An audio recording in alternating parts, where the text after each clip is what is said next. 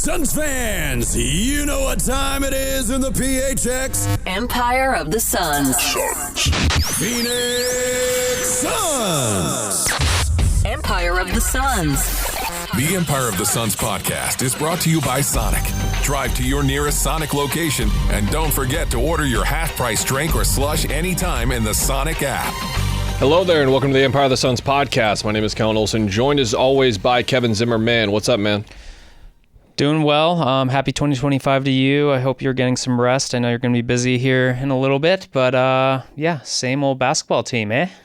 Yeah, I wish the vibes were a little bit better around the team. There was a bit of a different product for us to watch right now, and the vibes are kind of stick around there for the next couple of weeks, hopefully not months, but we'll see how this situation turns on the floor, off the floor. Ominous speculation there for what probably lies ahead for this basketball team. We are 2.5 months into the season, Kevin, and over the last 6 weeks, which is 70% of the season, the Suns have been one of the worst teams in the NBA. They are 6-15 since November 13th. That is the 25th best win percentage in the league. They're 12th in offense, 26th in defense over that span. It is too large of a sample size to ignore. I think that even if people didn't have numbers thrown their way right now with the recent play over the last couple of weeks, has just further cemented the amount of work that they have left to do. And it feels like they have so much progress left to be done just to make sure they get in the playoffs. And then you got to remind yourself, and I hate when, this is just a me personal thing, I hate when people look at a team and that had championship expectations going into the year and say, stop talking about championship expectations. This team isn't winning a championship. Well, that is the entire reason why they did all of this anyway.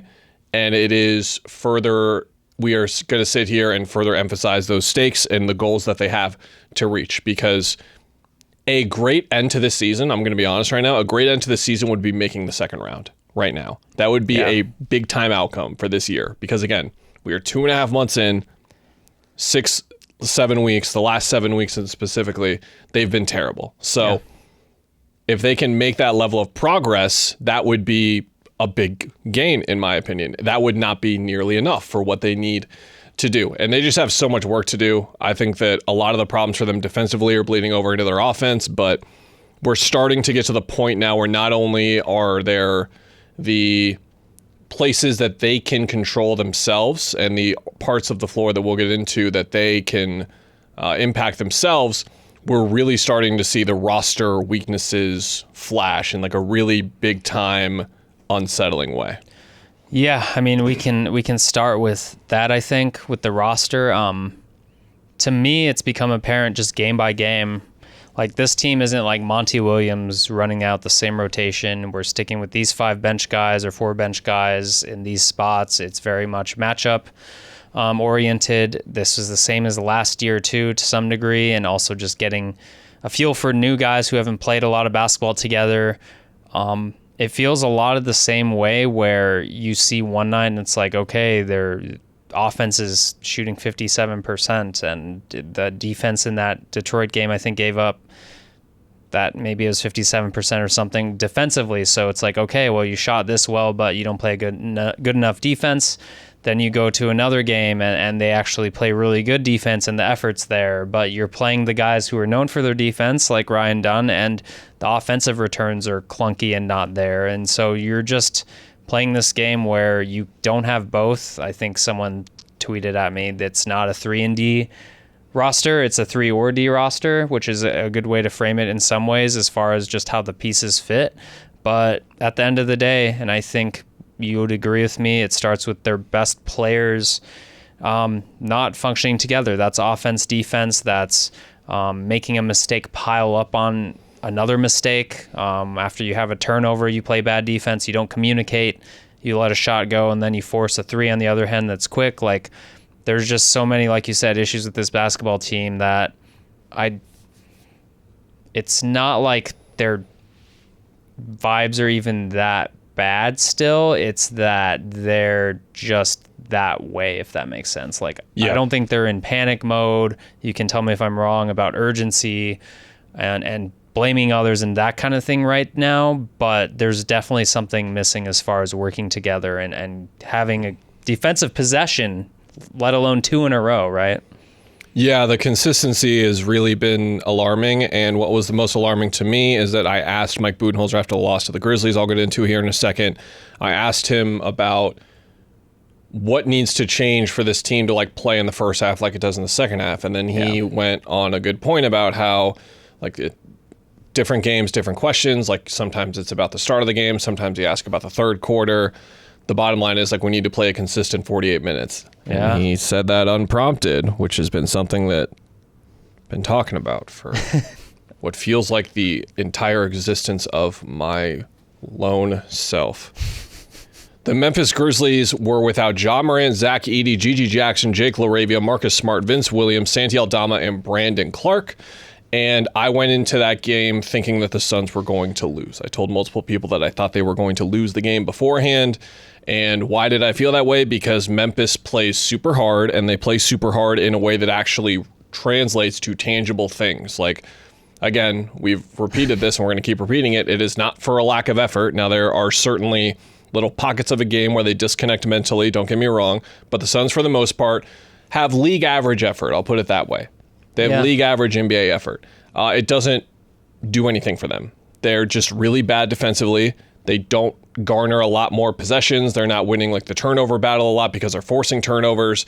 They're not offensive rebounding at a really high rate. Meanwhile, Memphis is the best team off of live misses, aka just grabbing a defensive rebound and going, in the last 8 years. They're the second best offensive rebounding team in the league. And if you know anything about the top team, Houston, like they're pretty much impossible to catch. So whoever's finishing second would be first most years, and they play awesome defense. And my goodness, Kevin, Castleton, the kid out of Florida, who was a two-way for the Lakers, comes to Memphis in this emergency situation. They've got 9 available players in this game, and they're playing Jay Huff, who was undrafted, fourth-year guy. We're playing Cam Spencer, who did Cam Spencer stuff by starting a little thing with Book. That's just Cam Spencer if you don't know him. I'm watching all these guys defend, and they just know where to be, and they're trying super hard. Yeah. And it's like these are guys they picked up off the street. These are guys that are spending time in the G League, and they just know where to be instantly. And at a certain point, you've just got to look at the entire ecosystem for what it is beyond just looking at the head coach or a player or anything like that. Like I look at what Memphis is doing and what they are able to do. And like you can look at like the coach, you can say like Taylor Jenkins is a better coach than Mike Budenholzer. You can look at like their best players in that game and how Desmond Bane and Jaren Jackson Jr. Every time Desmond Bane caught the ball in that game, I was like, there's no way he's going to drive again, right? Like he has to be exhausted, and he just kept going. And they outplayed Durant and Booker in that game, and they out-hustled them by miles in that game. And then you can go all the way to the top and like the players that you're looking for and identifying the guys who are going to fit in like whatever roster construction. It's just like a holistic failure across the board, and I thought that game was incredibly damning of how far this team, franchise, whatever, still has to go to reach where they want to. I'm going to go back. I don't even remember what month. I don't even remember if the Suns won or lost. I think they barely won maybe, but I covered a game for you, I believe, last year, and it was Grizzlies. Same exact thing. Ja was hurt. Jaren Jackson Jr., and a bunch of guys. I was just like, Vince Williams is playing amazing, and he's outworking the Suns. And the Suns, I think, pulled it out, but that was like a game where it was like, that's culture. And I'm going to take another obscure reference, and if you go look, Cliff Kingsbury today basically talked about his Cardinals tenure, and he's like, I wish I would have done what Dan Quinn's doing with the Washington Commanders right now. And he did a great job of setting, these are the things that we do not do. These are the things that we must do. And it sets a culture immediately. And for the second year in a row, I think the biggest worry is when you talk about building a culture of whatever identity you want, a coach has not set the tone and made it consistent from the very start. We thought we saw it in that 9-1 start, even though the numbers weren't showing it. The vibes were good. We can all agree on that. But if you don't have that defensive, whatever you want to call it, culture, like I'm benching you if you're just blowing communication, stuff like that, and it starts to unravel at this point in the season, that's really hard to get back on the spool. So I think that's my big picture worry is like, yes, these are things they can fix.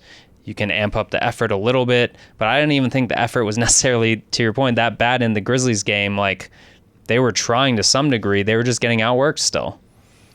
They were, and I think that it is just going to have to start with Booker and Durant at this point. We're entering the new year. So many times you'll hear me talk about how like the turn of the year, the All-Star break, like these kind of key moments in the year where by then you're going to have a pretty good idea of like what the team is. And I think this is less of that and more of like it's just how much room they have left to improve, and maybe there is a trade or two that they can make that will help accelerate that. It's not going to like entirely fix everything. Like I went on a rant last episode, like Jimmy Butler is just not going to fix the Suns. Like all of their problems go further beyond that. They're not going to get fixed just because one guy is holding everyone accountable and tries the hardest. Like it goes way beyond that. So like I would love to see Book guard Tyrese Halliburton on Saturday. Just guard him the entire time you're out there with him. Like I would just love to see stuff like that where they are going to just play like it's game 7, because that's what I kept thinking. I was like, the adage of like, man, they're playing like it's game 7. It really felt like Jaren Jackson Jr. and Desmond Bane were playing game 7 of the NBA Finals out there. And it was just some random regular season game on New Year's Eve with all of their players out, where all they could have been doing, most teams would have been thinking about like what their plans were at Old Town that night. Like, let's be honest. That's what most teams would do when they come to Phoenix in that situation. They were there to win. So it's just a lot of issues that are just there when you watch this team, man. And it's just becoming more and more glaring when you watch these games. You look at the way, I'm going to have a story up on ArizonaSports.com probably by the time you're listening to this, looking at how often Golden State and Memphis scored at the rim and the ways in which they scored at the rim. And this is another one of those things where someone says something that matches what we're talking about here without us even asking them that. I asked Budenholzer how you get more shots at the rim, and he said, like, play random, cutting, different combinations, all that kind of stuff. Like, how many times did Memphis drive, beating a guy off the dribble for one? Yeah. Drive, and then find a cutter that was around the rim, and then that guy, like, didn't have anyone on him. It was like Cam Spencer shooting a 4-footer, Luke Kennard shooting a 4-footer, guys who have no vertical explosion, really, in a standstill, and they're there. In that Warriors game, the Suns took only 11 shots at the rim. This season, they are only taking 23.4% shots at the rim. That is dead last in the NBA. That is nearly 5% lower than the 30th place finisher last year, which was the Warriors, by the way, who were living at the pain for freebies in that game.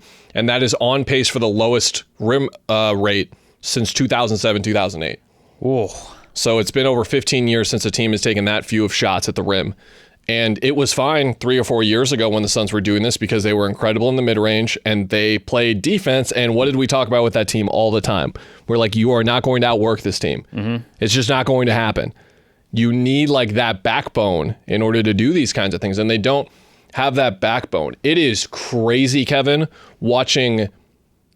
Respectfully, I'm fans of these guys' games, but league average to below average centers come in here, and you can't help but go like, man, they would help them so much. Trace Jackson-Davis dominated the paint at 6'9". In 23 minutes, he had 16, 10, 4 blocks. Daniel Gafford comes in, who again is like a league average center, maybe a little bit better. And it's just like, man, like just to have him for like even 10 games right now, they'd be. You watch Jay Huff stretch the floor for Memphis, and you're like, oh, they just had to stretch big right now with what they're having to do, because one of their huge problems right now is with the effort, with the defense, and them trying to fix that. They're playing a lot of Josh Okogie and Ryan Dunn. Again, injuries playing a role. Like, I wanted to go through this whole episode without mentioning injuries because it just shouldn't even come up right now with what we're seeing.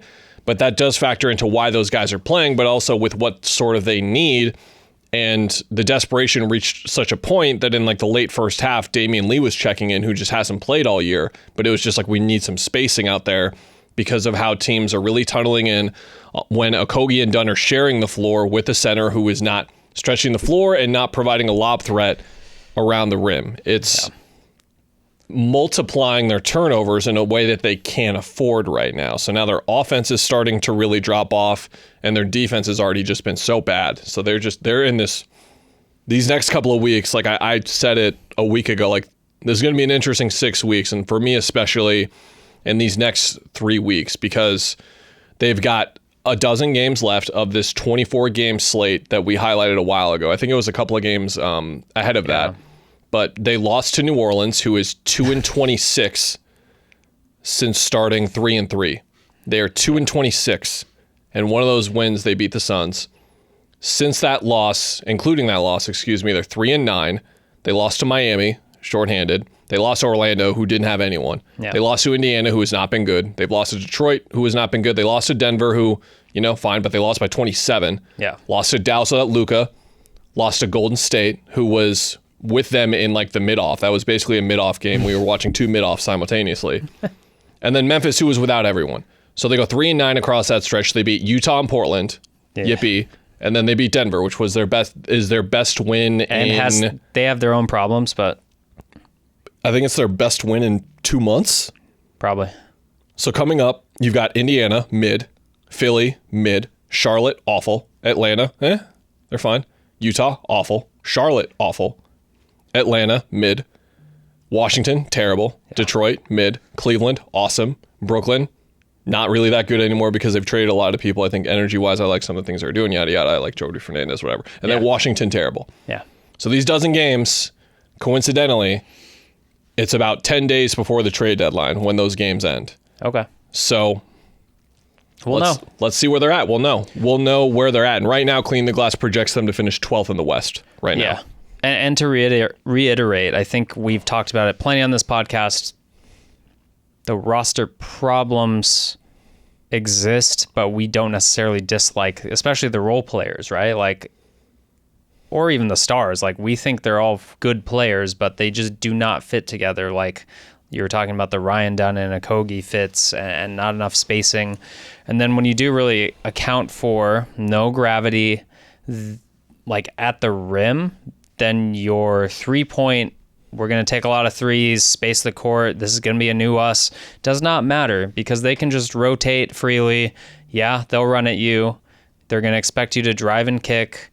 Like Plumlee talking about kicking out when he's got the ball in the post or in the paint. That's a big thing that like these things add up. And so where you're in a situation where you have roster flaws, you don't get to the rim, you haven't even proven you're an amazing 3-point shooting team with all the apparently good shooters you have, then yes, it is a pretty middle tier team. And then you talk about the defense, which you already did, and here we are. So yeah, I mean, we've listed a lot of things, I think, is the big picture of this podcast, right? Like, shout out Frank Vogel. Our bad, Frank. That's on us.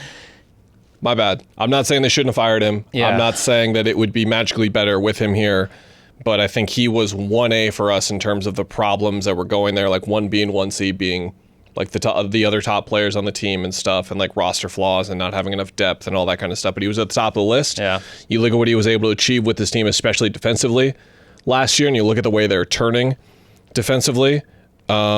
Yeah, it looks like a lot of the problems were not just specifically him. I think that the team clearly like gave up on him in the last couple of months, but we'll see what the last couple of months provide this year. Like you look at on-court execution and organization, that has still remained an issue. Mm-hmm. I think what I'm going to do, if you'll allow me as the editorial overseer of our website, whenever I refer to Tyus Jones now, even on second reference, I'm going to call him poor Tyus Jones for the rest of the year, I think. Is that okay? Poor Tyus Jones. He had 2 assists and 5 turnovers. Brad got hurt in the first quarter, but there was one where, and I think Brad was hurt at the time already, but Tyus goes baseline and he's going out to the corner, and Brad just doesn't move from the corner. Yeah. And then Tyus just turns it over, and I'm like, oh, poor Tyus Jones, man. Not to say that he's in a horrible situation right now, but I just watch him even fall prone. Like he's just losing his handle. It's Tyus Jones who never turns the ball over. That was only the 5th time in his career he's turned it over more than 3 times, let alone 5 times. These things are infectious. It's wild how it's like, I don't know if Katie was especially known to be like a great taker care of the ball, but he's been not good in Phoenix. And then you just see how a lot of these turnovers happen. It's basic trying to get the play initiated first pass stuff oftentimes. And it's just mind-boggling stuff. And it's like, okay, is it overthinking?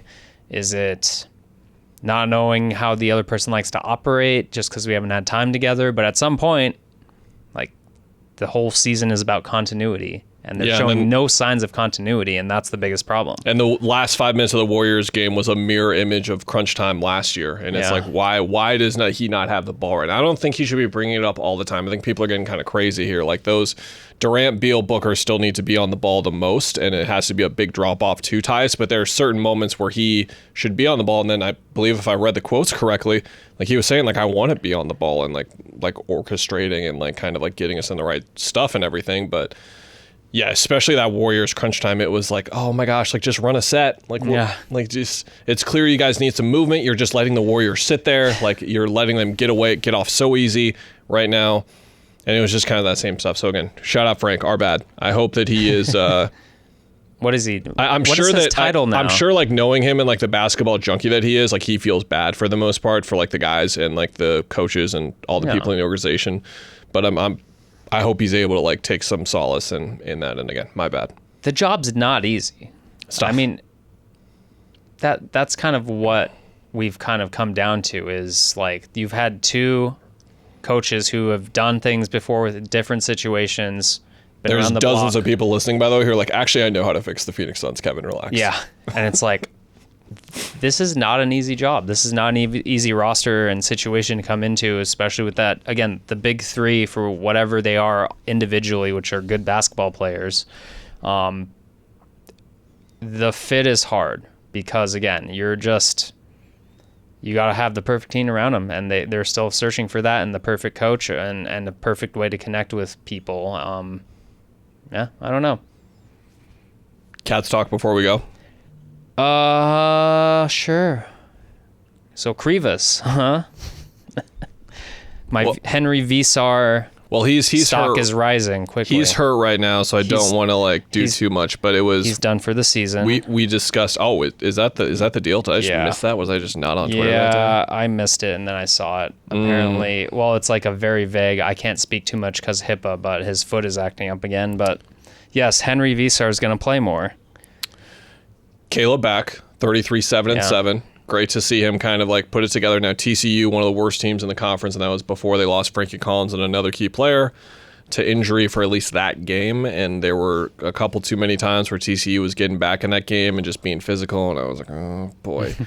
But yeah, that was a big game because Vesar might just be their best big, and I don't think he's a better basketball player per se than Trey Townsend or Toby Awaka, but for what they need, I think he might just be their best, and they need a lot of Carter Bryant, and I thought that was maybe his best game of the year, even though the box score was like 7 points, 3 rebounds, Play him at the 3 4. of 6 or whatever. Yeah, play him at the 4. KJ looking to get in his Dalen Terry bag with 8 assists in that game. Like, yes, be a drive and slash kind of guy, my king. I love it.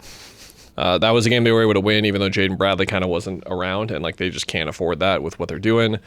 But yeah, I just think Townsend can't start, but I think he's going to keep starting because he's Horizon Player League of the Year. And like I asked you at the start of the year, I was like, are we sure that Vesar's not better than him? Yeah. Just at least politics. For this conference, he is. But yeah, that stuff do be happening. They just need someone big and mobile or a stretch aspect. And Vesar does both. I don't love him shooting threes, but if he takes 1 or 2, it's fine. Really burying the lead on the Arizona news this day.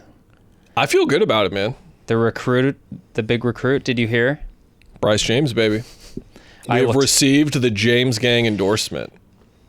So for all the Peach Bowl success, for all of the turning around your football program, we have received the endorsement of the GOAT.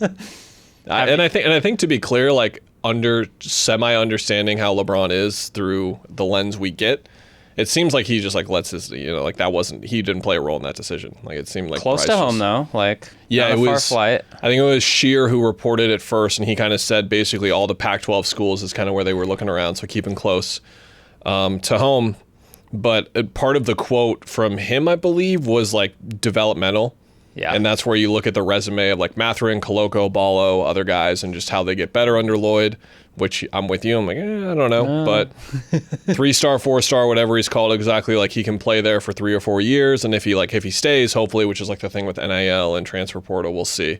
But if he stays, I think he'll become a good player because he's from the limited stuff that I have seen and just knowing like what his player archetype is supposed to be, he's a Tommy Lloyd player. Like you remember Ray Smith? And then he had like that leg injury. Like that's kind of like some version of that guy. Yeah. What that guy was supposed to be.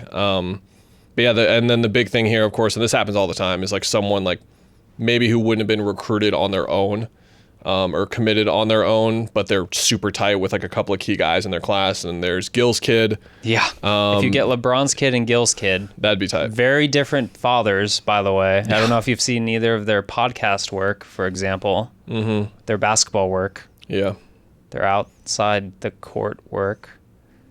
Off the court work. Different people, but would be fun. And also, yes, my big picture thing on this for you and for me, because I'm like, I don't know if Tommy Lloyd's the best coach, but I know he's not going to get fired as long as that guy is on the team, because guess what? It'll help your program if Braun pops by for a game or two each season. Yeah, and I would assume that within 2 years he's done. I would assume that Bryce redshirts, so I would assume that his schedule opens up a little bit more, gets to be a dad a little bit more, and we would see him down in Tucson, getting loud with all the olds there. Getting the loud olds over there. I love that place. The loud olds. You pay to the crowd, and it's a bunch of old people, and yet they're so loud. I love them. I love them so much. Run into LeBron James at the No Anchovies, you know. Yeah, the EGs. Getting the EGs fixed for sure. That's definitely going to happen. All right, glad we could end on a bright note, at least at least for you and I and the 7 people listening still. 7, surprising. We'll be back next week. Check Twitter. We're going to post like a Q&A thing because we're going to need to mix this up. I was like, we might need to mix this up. Yeah, but Kellan you were calling for this episode, and I was like, let's wait a week. You had this prepared. I appreciate it. Yeah. Of course, buddy. See you next time. Hey, there's first time for everything, right? Goodbye, everyone.